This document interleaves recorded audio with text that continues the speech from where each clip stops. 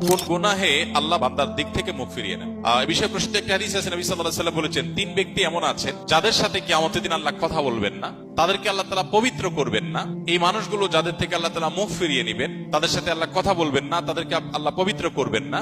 সেই মানুষগুলোর মধ্যে একজন হলেন ওই পুরুষ, যে পুরুষ টাকনুর নিচে পোশাক পরে। পোশাক পরে বলতে যে পোশাক উপরের দিক থেকে যায় সেটা টাকনুর নিচে পরে, প্যান্ট, পাজামা, চাদর, লুঙ্গি, জুব্বা, জামা, এগুলো। মোজা যেটা থাকেই নিচে, নিচ দিক থেকে পরা হয়, ওইটা কথা ভিন্ন। তো এই যে মুসবিল যে ব্যক্তি টাকনুর নিচে প্যান্ট, পাজামা, লুঙ্গি ইত্যাদি পরে, এই ব্যক্তি তার সাথে আল্লাহ কিয়ামতের দিন কথাও বলবেন না এবং তার দিকে আল্লাহ তাকাবেনও না, তাকে আল্লাহ পবিত্রও করবেন না। এই তিনটা ভয়াবহতা এই ব্যক্তির জন্য আছে, যে ব্যক্তি টাকনুর নিচে প্যান্ট, পাজামা, লুঙ্গি পরে। আমাদের দেশে অনেকে আছেন মসজিদে নামাজ পড়তে আসলে তখন প্যান্ট ভাঁজ করে। অনেক মসজিদে মুয়াজ্জিনরা মাইকে বলেনও যে টাকনুর নিচে যাদের প্যান্ট আছে প্যান্ট গুলো উঠায় নেন। নামাজের জন্য এই কথা কেন বলবেন? এই সম্পর্কে একটা জয়ীফ হাদিস আছে যে মুসবিল ইজারে নামাজ কবুল হয় না। হাদিসটা সহিহ সূত্রে বর্ণিত না।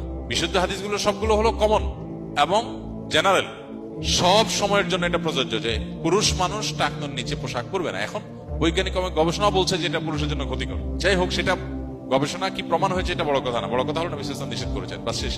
অতএব এই ব্যক্তি, যে ব্যক্তি টাকনুর নিচে প্যান্ট, পাজামা, লুঙ্গি, জুব্বা ইত্যাদি পরে, এই ব্যক্তি থেকে আল্লাহ কিয়ামতের দিন মুখ ফিরিয়ে নেবেন। খুব ভয়াবহ কথা। দুই নম্বর হলেন ওই ব্যক্তি, যে ব্যক্তি কাউকে দান করে খোঁটা দেয়, অথবা যাকে দান করেছেন তাকে নানান কথা দিয়ে কষ্ট দেয়। দান করেছেন, আল্লাহর কাছে আশা করবেন এর বিনিময়।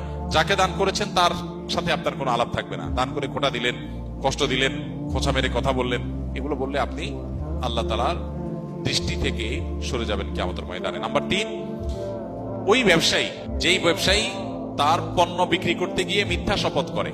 এখন তো ঘরে ঘরে ভাই আল্লাহর কিনা, এটা কিনা পড়ছে এত, ভাই কিনতেও পারে না এত টাকা দিয়া, মিথ্যা কথা। তো এই ব্যবসায়ী যে তার পণ্য বিক্রি করার প্রয়োজনে মিথ্যা শপথ করে ক্রেতাদের সাথে, কাস্টমারের সাথে, তার দিকে আল্লাহ তাকাবেন না, তাকে পবিত্র করবেন না এবং কিয়ামতের দিন আল্লাহ রাব্বুল আলামিন তার সাথে কথাও বলবেন না। আল্লাহ আমাদেরকে এই সমস্ত বদগুণ, খারাপ গুণ থেকে, চরিত্র থেকে হেফাজত থাকার তৌফিক দান করুন।